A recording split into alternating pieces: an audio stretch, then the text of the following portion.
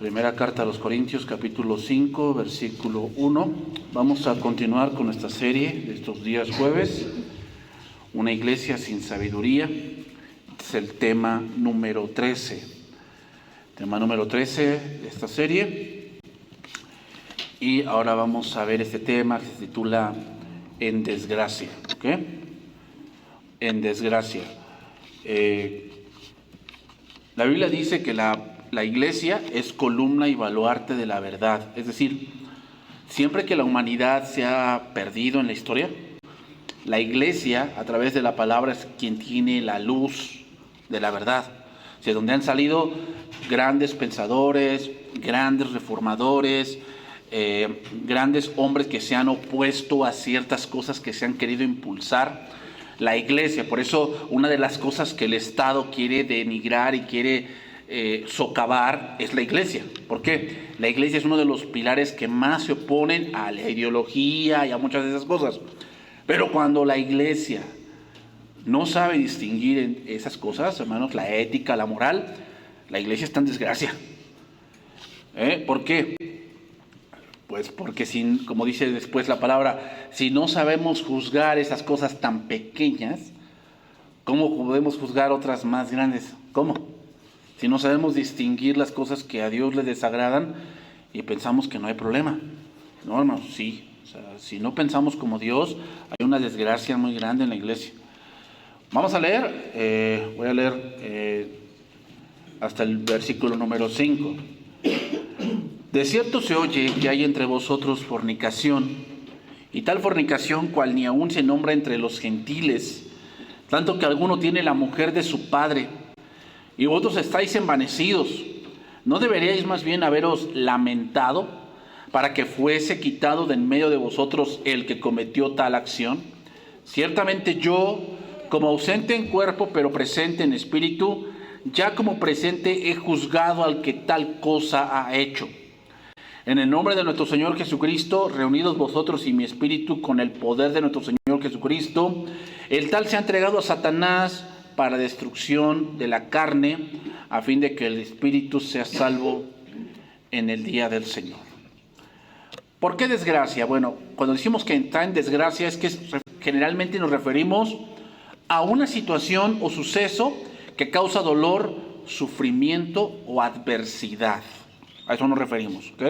Hay una desgracia, ¿no?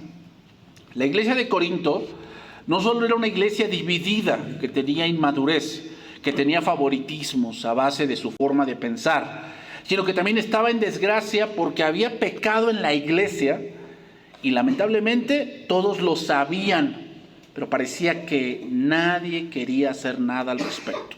Nadie. Debemos entender, hermanos, que no hay iglesia perfecta. No hay iglesia perfecta. ¿Ok? Problemas va a haber.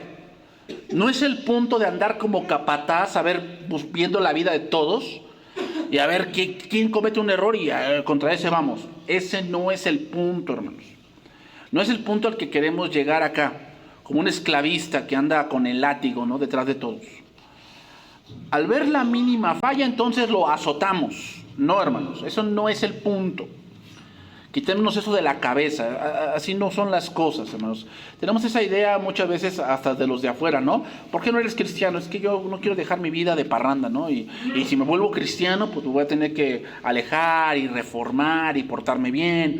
Y pensamos que Dios es un Dios que pues, no le gusta que disfrutes, no le gusta que tengas ciertas cosas, que viajes, que tomes ciertas decisiones para tu vida, ¿no?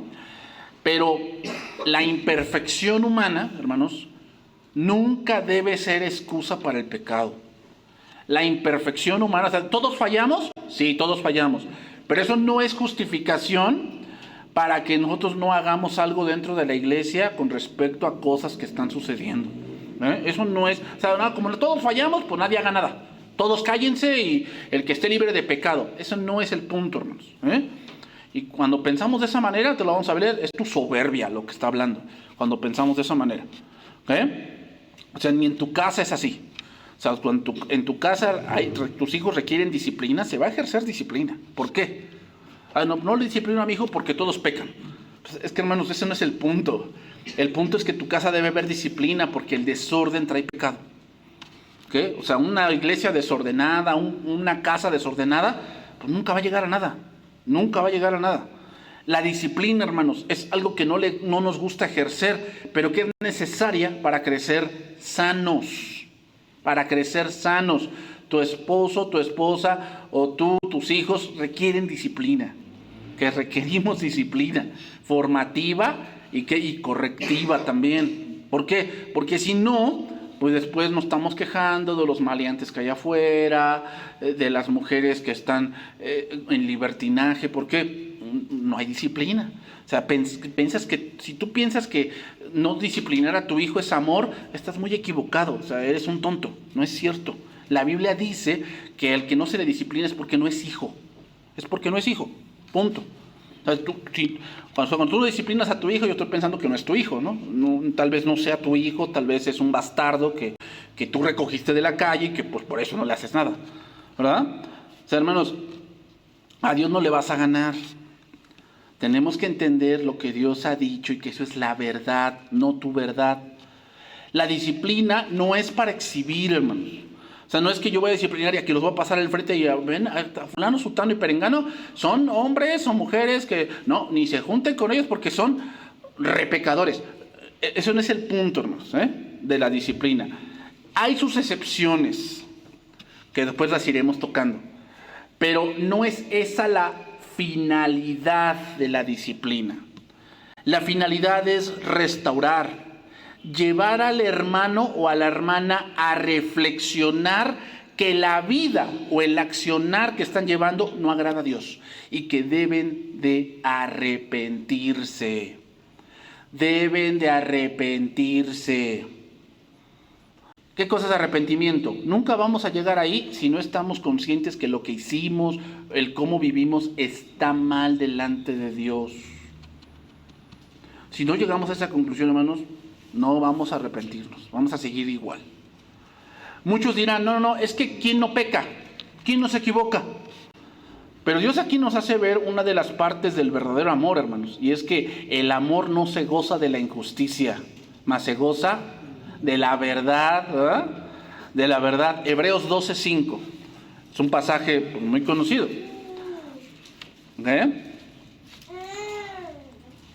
Un pasaje muy conocido.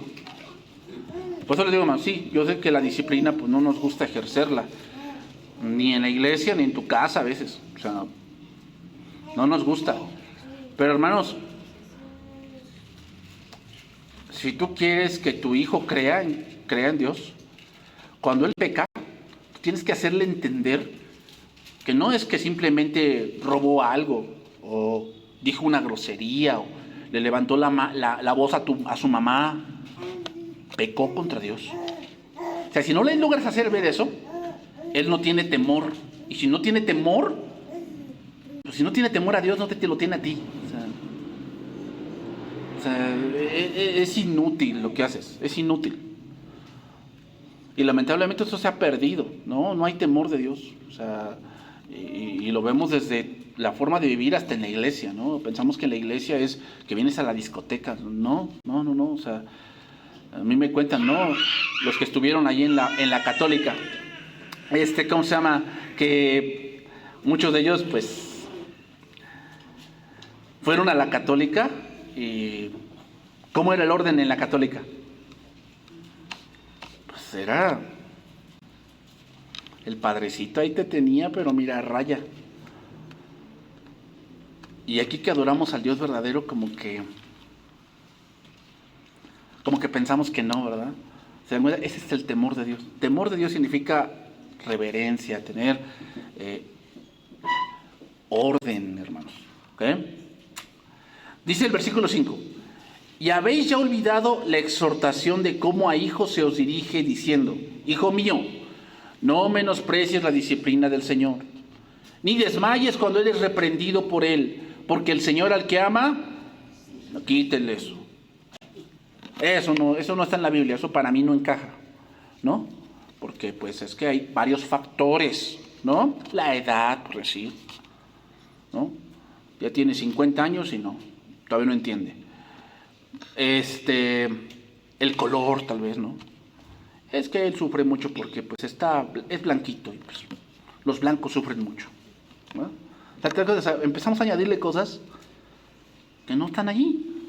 Y azota a todo el que recibe por hijo. Si soportáis la disciplina, Dios os trata como a hijos. Porque ¿qué hijo es aquel a quien el padre no disciplina? ¿Qué hijo? Pues el pasaje lo sigue diciendo, ¿no? Pero si se os deja sin disciplina, ¿qué? Del cual todos han sido participantes, ¿qué? Entonces sois bastardos. La falta de disciplina, hermanos, es indicio de carencia de amor, ¿eh? Sí, aunque tú digas que lo amas mucho. La falta de disciplina es señal de carencia de amor. Tú no amas de verdad. Cuando hay no hay disciplina. Lo tomamos siempre al revés, ¿no? O sea, pues es que el pastor me dijo algo o esto o el otro, entonces es que él no tiene amor. No, al revés. Si él no te dijera nada, pues él finge que te ama, pero no es cierto, él quiere tu mal. Pero cuando se te dice que así no son las cosas, es porque te ama y porque quiere que te vaya bien. ¿Por qué? Porque si tú obedeces lo que Dios dice, te va a ir bien, te va a ir bien, aunque tú lo veas al revés. Tú lo ves al revés y tú piensas que el pastor es un chuec y es un inconsciente y él no sabe nada, aunque tú digas eso. Pero falta de disciplina es un indicio de carencia de amor. Muchos piensan que callar, que no decir nada, y hasta apoyar para encubrir es ser un buen compañero, es ser un buen amigo, ¿verdad? Pero eso no es así, porque no se cumple el propósito. ¿Cuál? Arrepentimiento. Si tú de verdad fueras su amigo, le dirías: amigo, eso que estás haciendo está mal. Te va a decir tu amigo: oye, pues es que me metí con esta mujer. Pues amigo, ¿yo qué puedo arreglar de tu vida? Lo único que te puedo decir es que la vas a vivir. La vas a vivir y voy a orar por ti. Pero de que te escapes de esta, ¿y te duele? Pues sí, te va a doler. Pues es tu amigo. ¿Quién quieres que ver sufrir a tu amigo? Pero esas son las consecuencias de lo que él va a vivir. No dejas de ser tu amigo, ¿va? ¿O sí? Porque le dijiste la verdad. Pues no. No, es que yo pensé que tú me ibas a apoyar. Sí, te voy a apoyar. ¿Cómo? Orando por ti. Pero no voy a encubrir lo que tú estás haciendo. ¿No? ¿Por qué? Pues tú lo sabes que está mal. Tú sabías que andar con esa persona estaba mal. Tú sabías que ese trabajo no era para ti. Tú lo sabías. Yo te lo dije. Pero tú no quisiste entender. Vívela. Ay, no, qué feo, ¿no? Qué feo, ¿no? O sea, usted no tiene corazón. No, lo que no tienes es cerebro. Lo que no tienes. Porque, hermanos, así son las cosas. Y si la iglesia no es columna y baluarte de la verdad, pues no somos nada entonces. 1 Corintios 5:2. Y vosotros estáis envanecidos. ¿No deberíais más bien haberos lamentado para que fuese quitado del medio de vosotros el que cometió tal acción? Mira, dice aquí, en Dios habla hoy este pasaje, 5:2 de Corintios. Y estáis tan llenos de orgullo cuando deberíais estar llenos de tristeza. El hombre que vive en semejante situación debe ser expulsado. Ay, no. Porque hoy en día no todo. Vi una publicación ahí en las redes sociales, decía: ¿por qué cuando se expulsa a alguien lo tienen como apestado? Ya nadie le hable. Y pues muchos le respondieron con versículos. Y uno de los versículos que dice, y una de las cosas le dice: bueno, entonces cuando te diagnostiquen cáncer, pues te curas así. O sea, que pase el tiempo y te curas, ¿va a pasar eso? Yo no dudo que por la obra de Dios pueda pasar, pero no, inmediatamente te dicen, cuando te detectan cáncer, te dicen: vaya y trátese, que todavía está a tiempo. Hermanos, una persona que está en pecado no se va a curar estando dentro y apapachándolo. No se cura así. No se cura así. Es un cáncer. ¿Cómo se hace con el cáncer? Se tiene que extirpar. Se tiene que tratar fuertemente. ¿Cuándo fue que el hijo pródigo se dio cuenta de su error? ¿Mientras tenía todo? Cuando le faltaba todo. Ahí se dio cuenta. Hambre y soledad, hermanos. Hambre y soledad es lo que cambia a una persona. Bueno, sí, parece muy, muy feo que lo sacamos y lo aislamos y no le hablen. ¿Para qué? ¿Porque ya no es cristiano? No. Lo aislamos para que él se dé cuenta de que pertenece a un cuerpo y que cuando no está en el cuerpo, él está muriendo. Él está muriendo, ella está muriendo. Pero cuando lo tiene todo, ¿tú piensas que se va a dar cuenta? No, lo tiene todo. ¿Cómo? Una iglesia sin sabiduría, hermanos, es que no sabe distinguir el pecado, no lo sabe, sino que lo minimiza y lo más terrible, lo ve normal. Eso es terrible, ¿eh? Cuando lo vemos normal, es normal. No, no es normal. No es normal. Hermanos, no es normal que cada quien viva como quiere. Eso no es normal. Eso no es lo que Dios quiere de nosotros. No es el propósito de la iglesia. Y como lo he mencionado, no es para que todos seamos soldaditos y todos marchemos al ton y son. No, sin duda hay cosas que no se puede cambiar de las que Dios ha mandado. Cuando pensamos que en quien quiere esté libre de pecado, es tu soberbia hablando. Es tu soberbia hablando. ¿Por qué? Porque es lo que decían los corintios, estaban enorgullecidos, estaban como que ellos sabían todo, pero cuando estaban viendo el problema allá adentro, no lo distinguían. Algo que llama la atención en el verso número 2, hermanos, y en el verso número 3, es que Pablo solamente habla del hombre. Solamente habla del hombre, no de la mujer. Lo que nos hace entender es que el hombre solamente era miembro de la iglesia, la mujer vivía por fuera. Pero el problema era que como él vivía era de dominio público. Todos los que rodeaban a la iglesia lo sabían, los miembros de la congregación lo sabían. Decir quién no peca contra un pecado que es abiertamente conocido es una falta de sabiduría terrible y una gran muestra de ignorancia.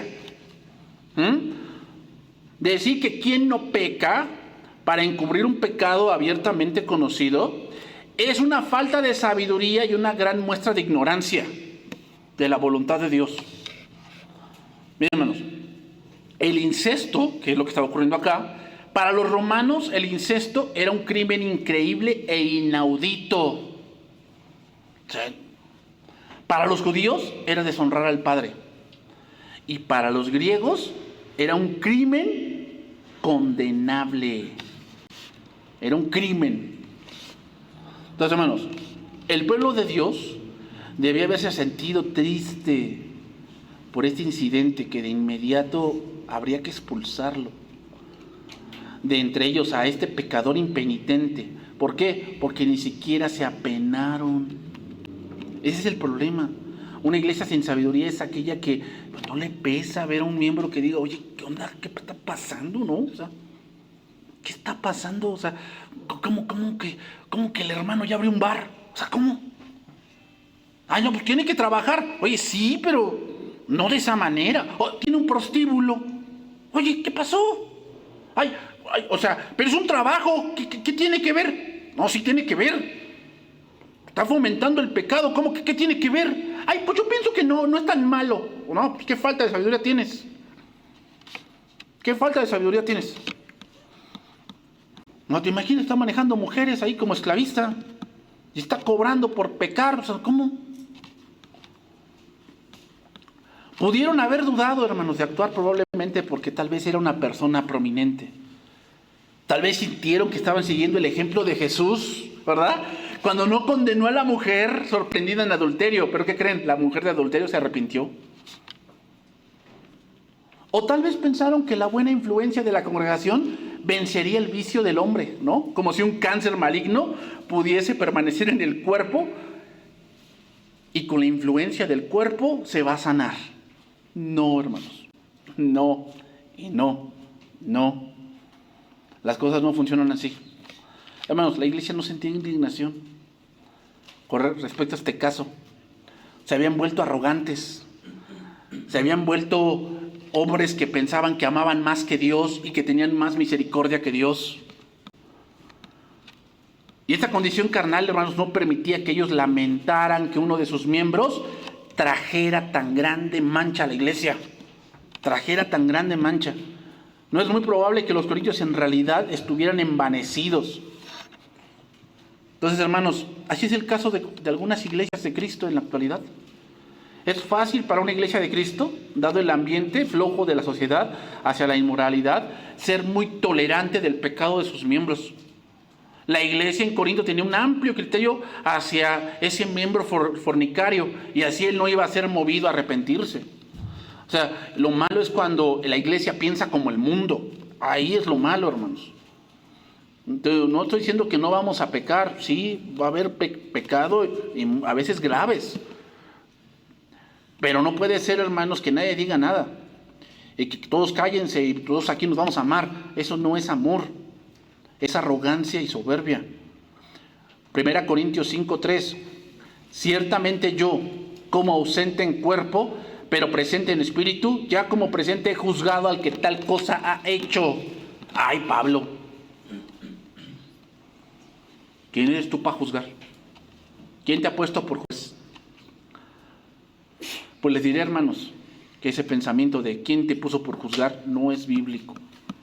No es bíblico. Dios nos ha puesto para juzgar. ¿Qué? Pues las cosas que a Dios no le agradan. Mira, 1 Corintios 5:11, voy a leer ahí para que vean.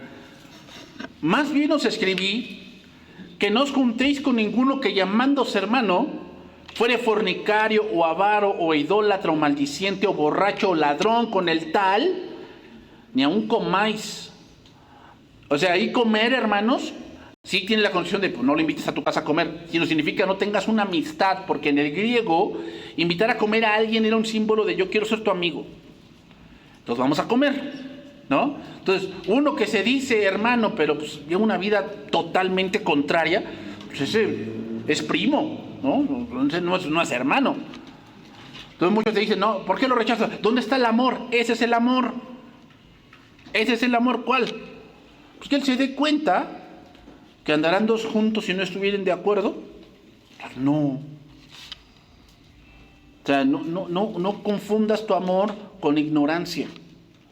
O sea, no me voy a juntar con este drogo para que él vea el amor de Cristo en mí. No, lo que ve es tu ignorancia, lo que ve. Esa persona es que tú le hables de Cristo, que tú le vas a mostrar cómo son las cosas, pero no tienes una amistad estrecha ahí. ¿Por qué?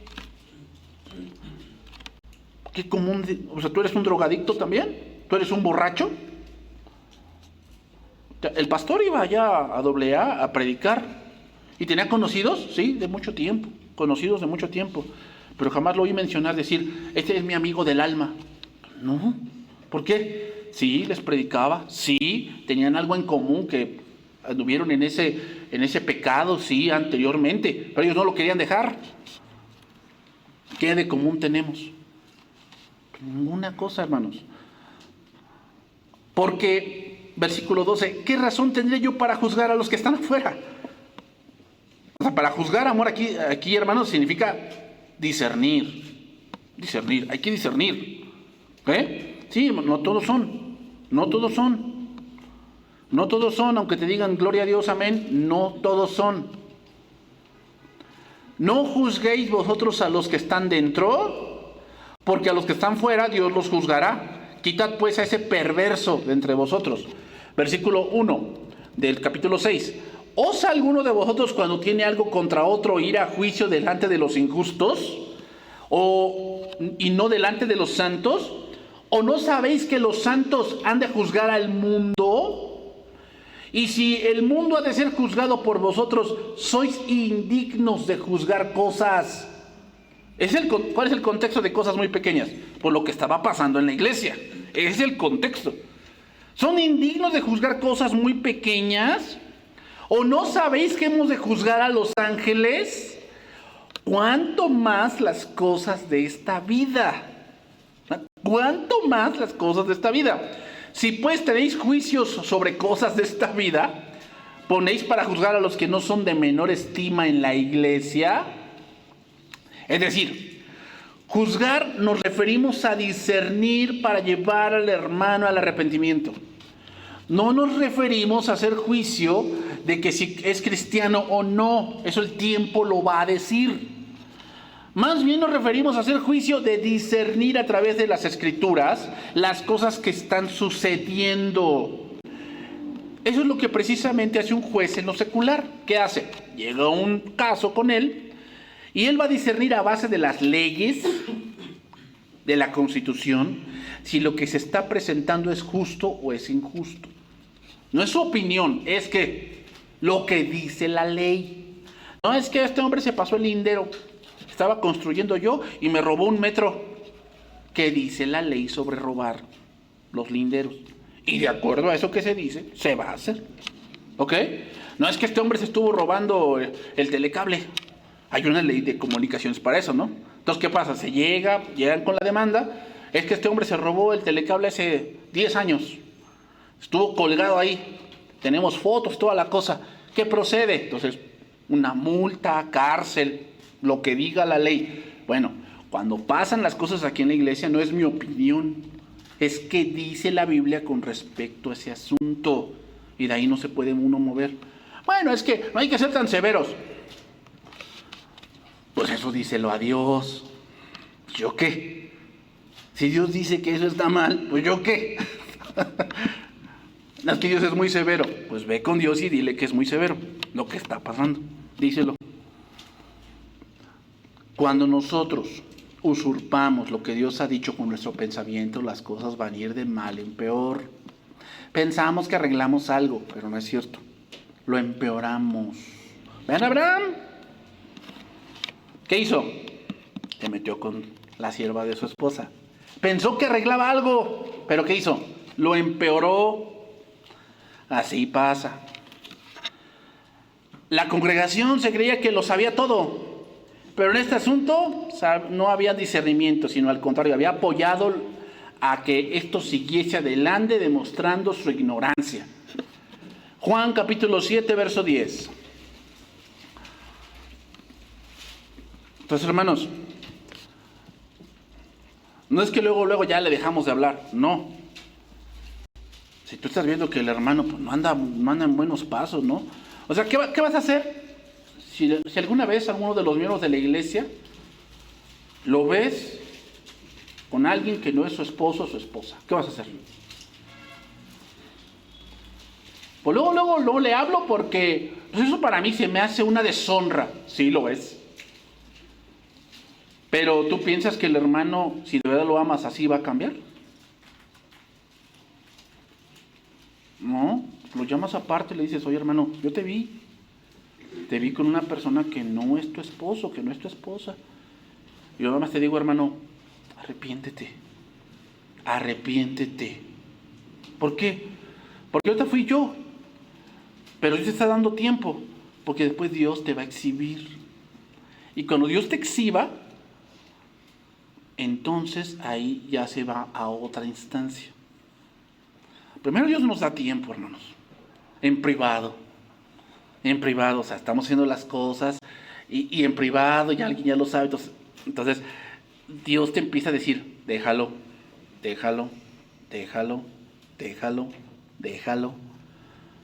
pero Dios a veces nos tiene que exhibir, ¿sabes para qué? Para que de verdad lo dejemos, porque mientras está en oculto, no lo hacemos. Pensamos que nos vamos a salir con la nuestra.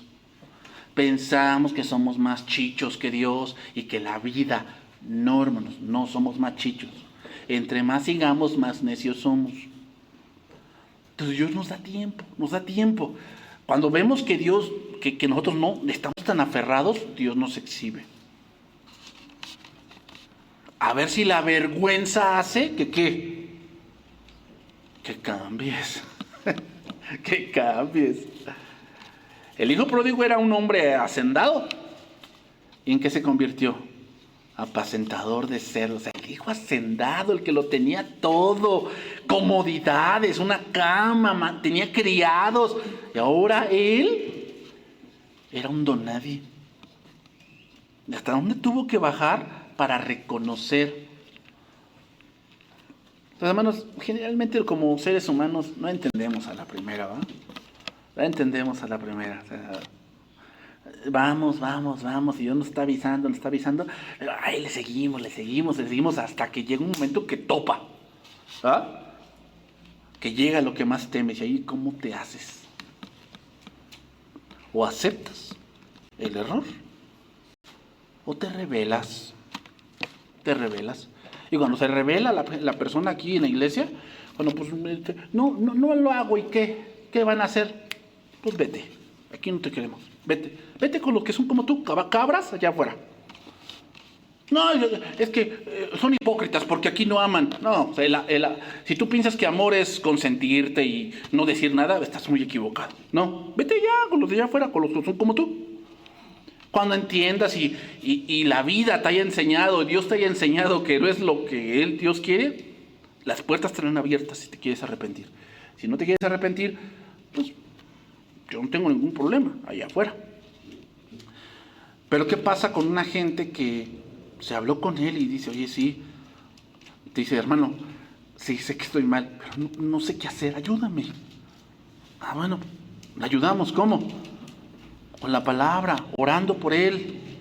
No lo vamos a exhibir, vamos a orar por él y dándole seguimiento. Hermano, ¿cómo vas?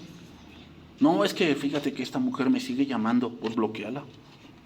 Cambia de número si quieres, yo te apoyo para cambiar de número, pero no sigas por ese camino. Dios te puede restaurar, Dios te puede sacar de ese fango, te puede sacar si tú confías en Dios. Pero hay gente que no quiere. Tenemos que llegar hasta el punto del extremo. Pero Jesús, dice ahí, Juan capítulo 7, verso 10. Pero después que sus hermanos habían subido, entonces él también subió a la fiesta. No abiertamente, sino como en secreto. Y le buscaban los judíos en la fiesta y decían, ¿dónde está aquel? Y había gran murmullo acerca de él entre la multitud. Pues unos decían, es bueno, pero otros decían, no, sino que engaña al pueblo. Pero ninguno hablaba abiertamente de él por miedo a los judíos. Mas a la mitad de la fiesta subió Jesús al templo y enseñaba. Y se maravillaban los judíos diciendo, ¿cómo sabe este letra sin haber estudiado? Jesús le respondió y dijo, mi doctrina no es mía, sino de aquel que me envió. El que quiera hacer la voluntad de Dios, conocerá si la doctrina es de Dios, o si yo hablo por mi propia cuenta. El que habla por su propia cuenta, su propia gloria busca. Pero el que busca la gloria del que le envió, este es verdadero y no hay en él injusticia. ¿No os dio Moisés la ley y ninguno de vosotros cumple la ley? ¿Por qué procuráis matarme? Respondió la multitud y dijo, demonio tienes.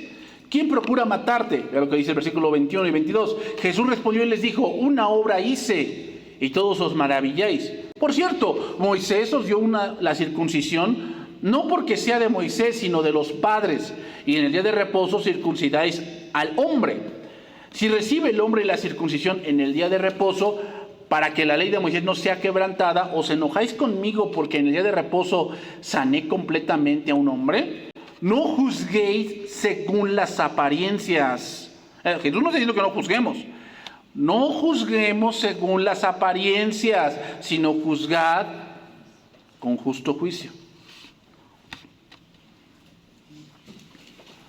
¿Por qué no hacían justo juicio con Jesús? Porque para ellos el propósito del sábado se había perdido porque él había sanado. No habían entendido, no discernían según la ley, discernían basado en su sentir. No se discierne así, hermanos. En una situación no se discierne así, ¿no? O sea, muchas veces pasa eso con los papás. Pues obviamente si se trata de su hijo, pues van a discernir mal. ¿Por qué? ¿Sabes? A mí me dicen, no es que dicen cosas, pero no es verdad. Yo le dije a esa persona, mira, tú hablarás porque pues, es tu hijo, es tu hija. Pues es lógico que tú hables así, pero discierne bien. ¿Cómo? Con la palabra, lo que tu hijo o tu hija está haciendo no está bien, no está bien. Por donde lo veas, no está bien. Discernir con justo juicio significa que tenemos la palabra aquí y la situación acá. ¿Cómo se discierne? ¿Qué dice Dios de esa situación? No es que ¿cómo nos sentimos? Bien, mal, más o menos, con hambre, sin hambre. ¿Cómo? Es que así no es, hermanos. No es así. No es que soy el hombre duro. No, hermanos. Pero las cosas no se arreglan con sentimentalismos. Se arreglan con acciones verdaderas. Con eso se arreglan las cosas. En lugar de utilizar la ley, ellos no utilizaban esto, sino más bien ellos se iban a base del sentir. Y entonces unos decían, él es bueno. Otros decían, no, es que engaña al pueblo. ¿De dónde sacaron esas conclusiones? Pues de su sentir. No tienen un verso, decir, oye, lo que él hizo está bien porque la ley dice esto. No, Jesús se la sacó, ¿no? Les dijo, Moisés mandó que circunciden. Y cuando a un niño le toca circuncidarse el día de reposo, lo hacen. Entonces están abrogando el sábado, ¿pero qué? Saben que es algo bueno. ¿Por qué? Están cumpliendo el pacto. Entonces yo sané a alguien en sábado. ¿No es algo también bueno? No, pues sí. Pero lo hice en sábado, entonces es malo. ¿En dónde dice eso? Si la circuncisión que es solamente una señal, es herir, en un punto dado, ¿no? Herir al niño, es bueno, sanar, ¿será malo?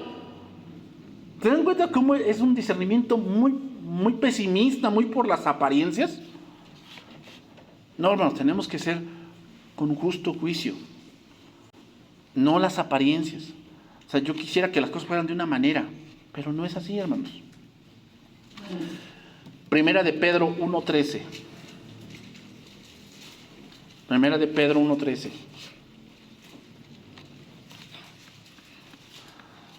Hay cosas, hermanos, que no se pueden cambiar. Hay cosas que son así y así van a ser dentro de la iglesia. Así van a ser. Por eso les digo, cada caso tenemos que tratarlo, porque no todos son el mismo caso, no todo es lo mismo. Por eso se tratan casos en particular,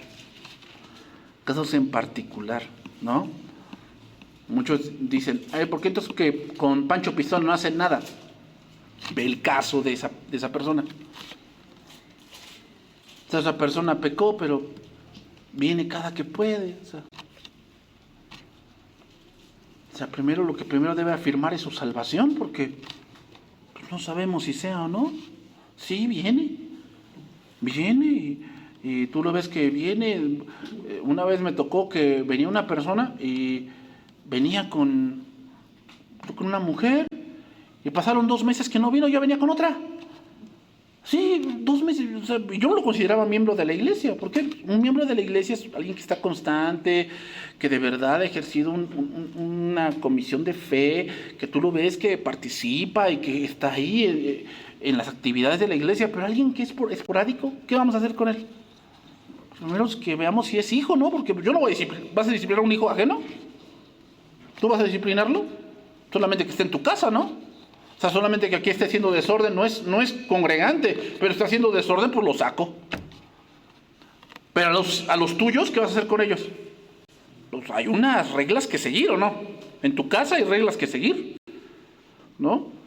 Hay reglas y tienen que cumplir. Pero alguien que esté afuera, yo te digo, solamente que esté haciendo mucho desorden, pero de ahí en fuera, pues vas con su papá y le dices, ¿no? Yo no voy con su papá de él, su padre el diablo, pero ya sabemos a dónde va, ¿no? Entonces, hermanos, cada cosa hay que tratarla, o sea, ni tus hijos son iguales. Y hay unos que debes tratarlos con más dureza porque son más cabeza dura. Para eso es que entiendan a la primera, ¿no? A tu hijo le dices, o le llamas la atención y mira, entiende y empieza a tratar de reponer las cosas. Pero hay otros hijos que sí son medios, les gusta el látigo, ¿no? En la espalda, les gusta. No sé por qué, pero les gusta. Entonces, tú no vas a tratar a todos con el látigo. Es obvio que no, que Dios te dé sabiduría. Entonces, lo mismo, hermanos. En la iglesia no todos es con el látigo. Es obvio que no. Hay algunos que tú hablas con ellos y entienden. entienden en verdad. Pero hay otros que hablas con ellos una vez, 2 veces, 3 veces y no, y siguen en lo mismo, siguen en lo mismo y en lo mismo. Como dice la palabra, el que ya hablaste con una persona 2 o 3 veces, si no quiere entender, deséchalo. O sea, ya no pierdas tu tiempo ahí, no lo pierdas ya. No eches las perlas a los cerdos. No pierdas tu tiempo con una gente que no quiere cambiar. No quiere. Déjaselo a Dios. Vas a ver cómo va a cambiar. Primera de Pedro 1:13. Por tanto, ceñid los lomos de vuestro entendimiento. Sed sobrios y esperad por completo en la gracia que os traerá cuando Jesucristo sea manifestado. Como hijos obedientes, no os conforméis a los deseos que antes teníais, estando en vuestra ignorancia, sino como aquel que os llamó es santo, sed también vosotros santos en toda vuestra manera de vivir. Porque escrito está, y fundamenta lo que está diciendo Pedro, sed santos porque yo soy santo. Y si invocáis por Padre a aquel que sin acepción de personas juzga según la obra de cada uno, conducíos en temor todo el tiempo de vuestra peregrinación, sabiendo que fuisteis rescatados de vuestra vana manera de vivir, la cual recibisteis de vuestros padres, no con cosas corruptibles como oro o plata, sino con la sangre preciosa de Cristo, como de un cordero sin mancha y sin contaminación. Hermanos, es apropiado que los cristianos confesemos que no nos podemos salvar a nosotros mismos. Hermano, no te puedes curar a ti mismo. O sea, si tú piensas que tú tienes el control, ¿no? Tú tienes el control de esta situación. Yo cuando quiera lo dejo. Yo cuando quiero dejo a esta mujer. Yo cuando quiera dejo a este hombre. No es cierto. Yo les he puesto mucho este ejemplo y se los voy a seguir poniendo. Es como si tú tuvieras una cuerda aquí y tú eres el que está arriba. Y te digo, súbeme. ¿Vas a poder solo? No vas a poder. Así es la situación con la carne. Tú tienes una situación, pecado, lo que tú quieras. Una relación que no es de Dios. Estás luchando así. Con una cuerda tú estás arriba y tratando de subir a alguien el doble de tu peso. No vas a poder solo. No puedes. No puedes. Si no entiendes eso, la situación te va a comer. Te va a comer. Vas a ir más allá de lo que pensabas ir. Y te vas a ver envuelto en muchos problemas. Y vas a llorar. Lágrimas. Porque te lo advirtieron, pero tú no quisiste entender. Es apropiado que los cristianos confesemos que no podemos salvarnos a nosotros mismos. No podemos producir una vida de pura justicia. No nos podemos elevar al nivel de exaltación de Dios. No podemos, hermanos. Pero cuando la justicia de Cristo se nos ha dado, cuando hemos recibido el conocimiento, el poder del Espíritu Santo, nuestra voluntad vuelve a nacer y podemos elegir buenas cosas. Por te digo, ¿sabes cómo se sale de esos tipos de pecados? Se sale en el Evangelio. Porque en tu fuerza no vas a poder decir no, no, y no, y no. No vas a poder. Necesitas involucrarte. La palabra, la comunión, necesitas eso. ¿Para qué? Para vencer. Para vencer. No podemos elegir, hermanos, regenerarnos nosotros mismos. O sea, volver a lo anterior. No podemos, hermanos.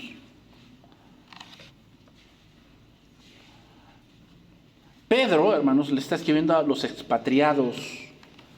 Y es común que cuando estamos siendo perseguidos, tratar de parecernos al mundo. Pero Pedro les dice, no se parezcan al mundo. Dios ya los rescató de allí. Y Dios quiere que sean santos. Dios quiere que la iglesia sea santa. ¿Qué es santa? ¿Que no peque? No, que sea diferente al mundo. Que seamos diferente al mundo. Eso es lo que Dios quiere. No que no pequemos. Vamos a pecar, hermanos. Nos vamos a equivocar. Sí. Sí, nos vamos a equivocar. Sí, a veces va a ser, a veces un pecado difícil. Sí, sí. Que Dios nos libre de esos pecados que son difíciles. Pero ¿qué vamos a hacer cuando alguien, no sé, imagínate que es un cristiano que atropelló a alguien y se echó a la fuga? Tú sabes que cuando atropellas a alguien, mientras te quedes allí, es un accidente. Cuando tú te das a la fuga, es un delito. Imagínate que se dio a la fuga y se congrega aquí. ¿Qué vamos a hacer? Son situaciones difíciles, hermanos. Hay situaciones muy difíciles dentro de la iglesia que hemos tenido que tratar. O sea, imagínate la situación de que es un hombre que aparenta, pero en la noche se viste de homosexual y anda ahí, de la vida galante. ¿Qué vamos a hacer con eso? Ay, déjalo, un día él se va a convencer de que es pecado. No, para eso estás. Para eso estás. Y si lo hermano, ¿esa vida que llevas? Ay, ¿quién eres tú para juzgar? Pues soy un hijo de Dios que te está diciendo la verdad.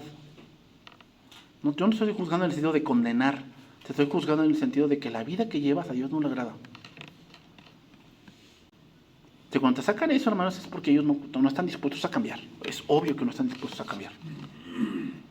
Pero como dice Proverbios 28:13, ¿no? El que encubre sus pecados no prosperará, mas el que los confiesa y se aparta alcanzará misericordia. Bienaventurado el hombre que siempre teme a Dios, mas el que endurece su corazón caerá en el mal. Lo voy a leer en palabra de Dios para todos ese pasaje, Proverbios 28:13. No le irá bien al que oculta sus pecados, no le irá bien. Pero el que los confiesa y se aparta, será perdonado. O sea, oye, hermano, quiero hablar con usted. ¿Sí? ¿Qué pasó? Es que, pues atropellé a alguien y yo creo que lo maté. Y me ando escondiendo. ¿Qué puedo hacer? Pero luego voy a decir, mira, yo no soy el juez en el sentido de te absuelvo.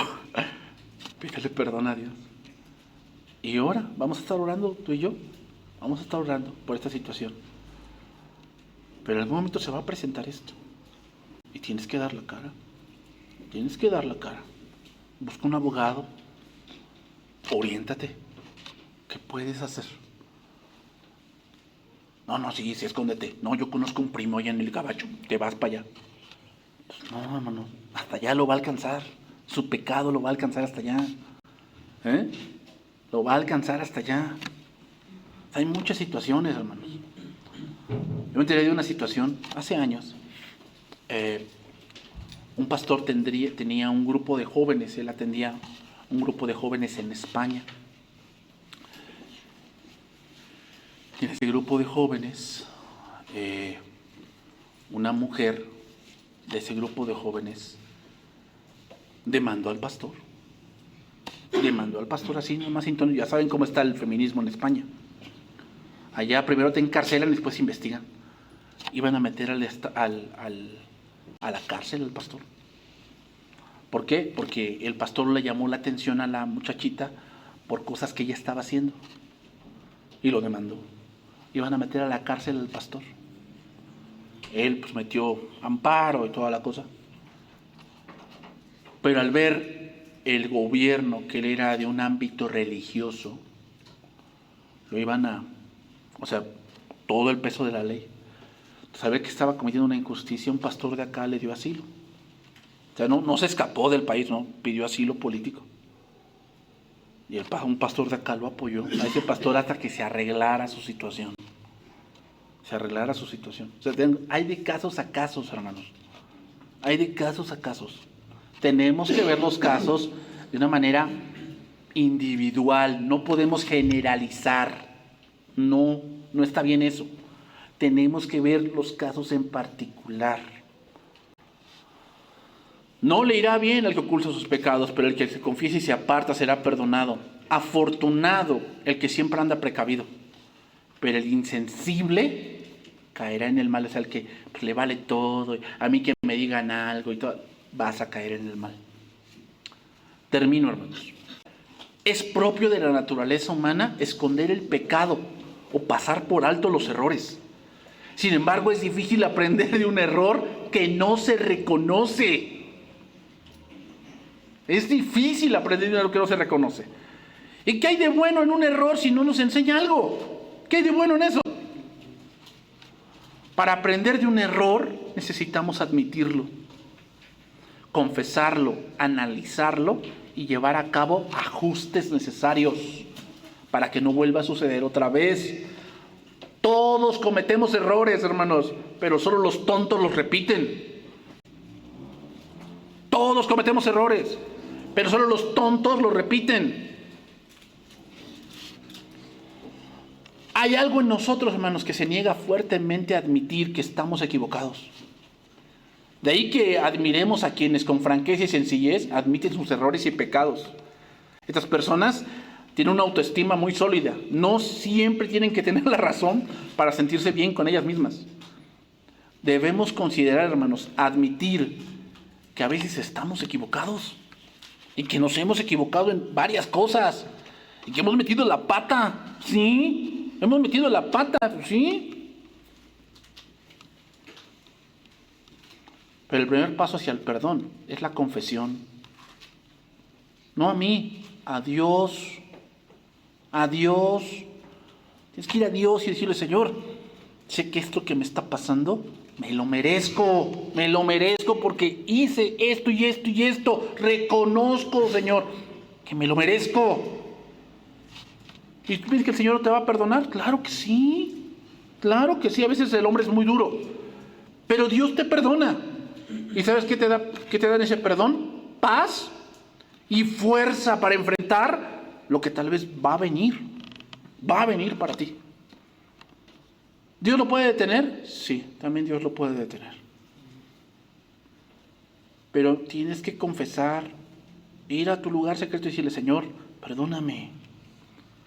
Pero si no llegamos a eso, hermanos, algo anda mal. Algo anda mal. O sea, lo primero que tienes que pedir perdón es a Dios. ¿A mí qué?